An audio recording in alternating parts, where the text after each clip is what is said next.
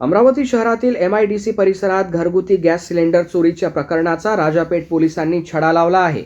8 August 2026 रोजी रूपा gas सर्व्हिसेसच्या गोदामातून घरगुती भारत गॅस सिलेंडर चोरीला गेले होते। या प्रकरणी राजापेठ पोलीस ठाण्यात अपराध क्रमांक 736/2026 अंतर्गत गुन्हा दाखल करण्यात आला होता।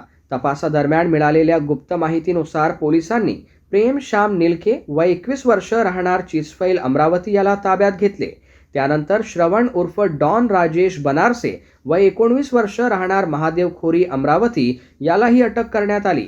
पोलिसांच्या माहितीनुसार आरोपींकडून भारत गॅस कंपनीचे एकूण 15 घरगुती सिलेंडर जप्त करण्यात आले आहेत। यामध्ये पहिल्या आरोपीकडून 3 आणि दुसऱ्या आरोपीकडून 12 सिलेंडर जप्त करण्यात आले। याशिवाय गुन्ह्यात वापरलेली सुझुकी ॲक्सेस दुचाकी वाहनही जप्त करण्यात आले आहे।